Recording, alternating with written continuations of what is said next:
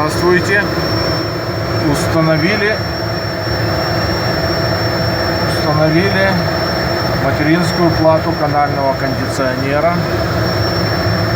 Когда конденсаторы были